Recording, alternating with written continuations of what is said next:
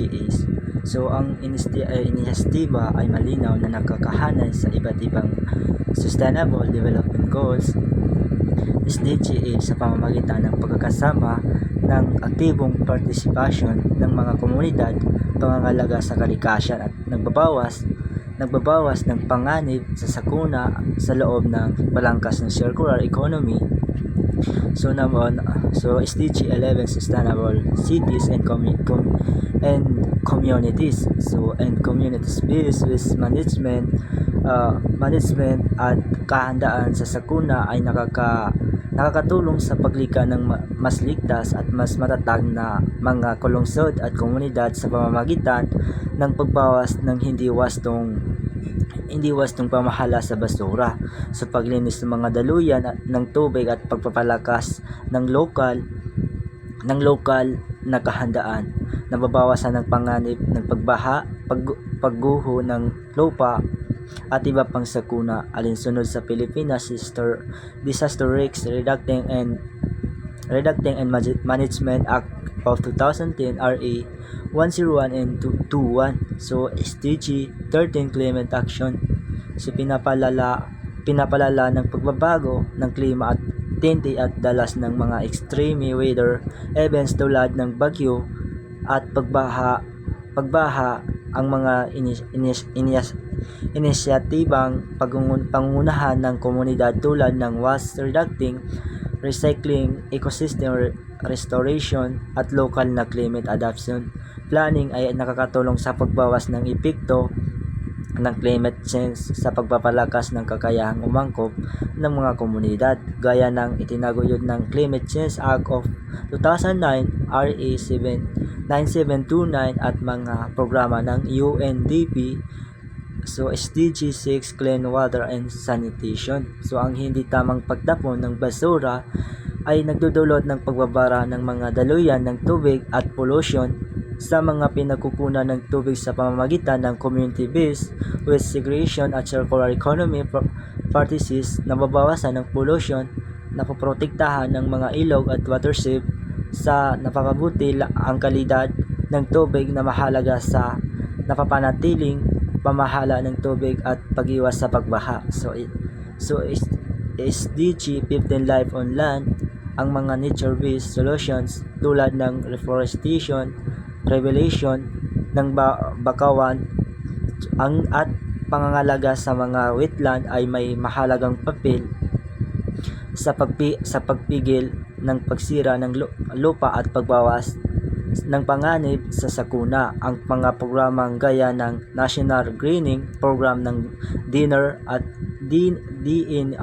at ang Nature-Based Solution Global Standard and EUCN ay nagpapakitang paano nagsisilbing natural na panangga ng malusog at ekosistema laban sa pagbaha, so erosion at mga epekto ng climate change. So SDG 17 Partnership for the Goals, ang mabisang disaster risk reducting at circular economy models ay nangangailangan ng matibay na kooperasyon sa pagitan ng mga ahensya ng pamahalaan, lokal na pamahalaan, LGUs, civil society organizations, pribadong sektor at mga komunidad.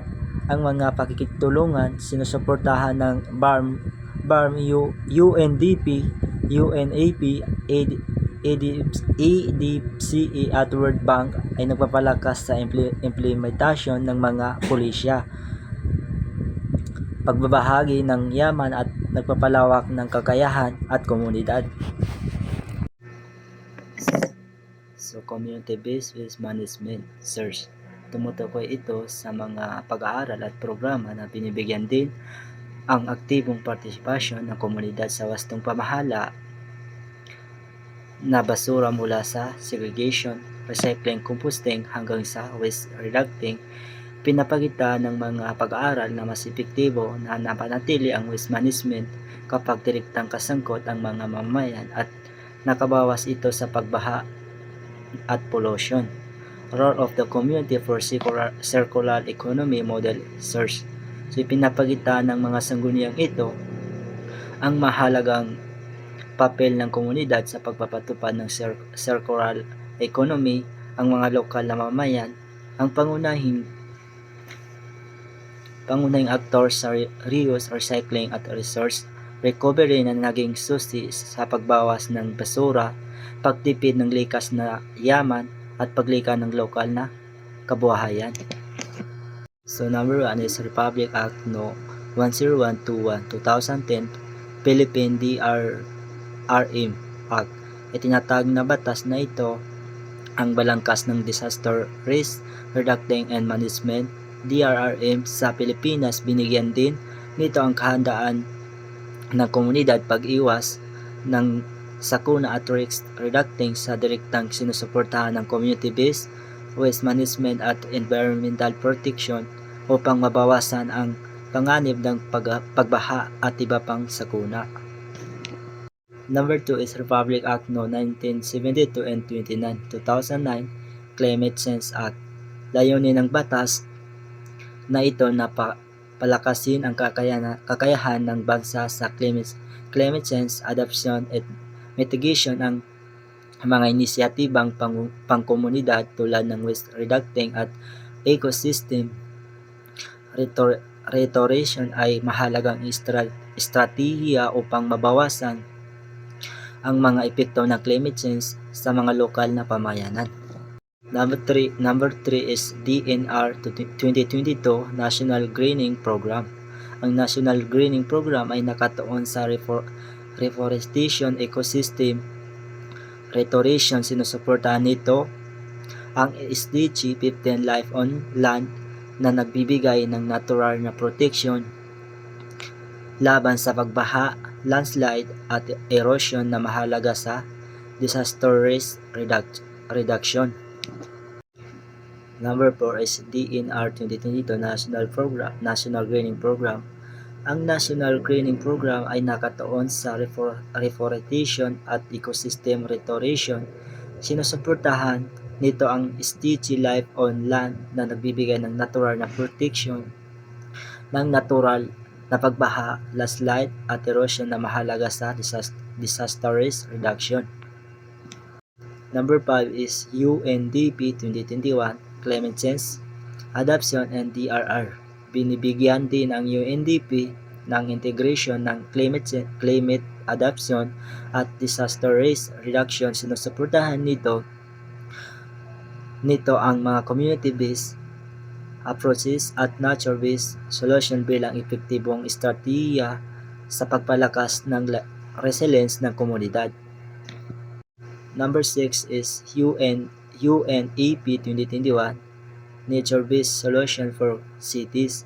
So itinataguyod ng UNEP ang paggamit ng nature-based solutions tulad ng urban greening, wetland restoration at watershed protection upang tagunan ang climate change at disaster risk sa mga lungsod.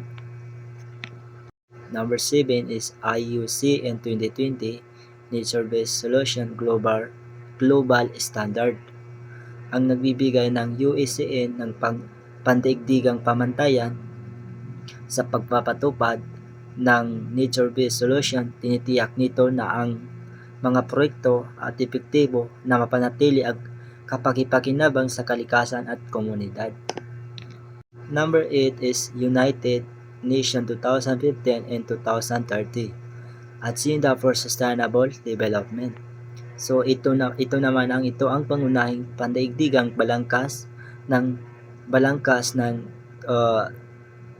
Sustainable Development Goals, SDGs, and Community-Based Waste Management, Circular Economy at DRR at direktang sumusuporta sa SDG 6, 11, 13, 15 at 17. Number 9 is World Bank 2020 Integrated Urban Development and Natural Systems. So ipinapakita ng World Bank ang kahalagahan ng pagsasama ng urban development at natural systems. Ang maayos na waste management at ecosystems protection ay mahalaga upang maging resilient at sustainable ang mga lungsod. Number 10 is Asian Disaster Preparedness Center. ADIPC 2019 and CBDRR. Binibigyan din ang ADIPC ang Community-Based Disaster Risk Reducting CBDRR bilang epektibong pamaraan ng pagbawas ng pinsala ng sakuna. Ang aktibong papel ng komunidad at with management at environmental protection ay mahalaga bahagi ng CBDRR. Yan lang po mga thank you.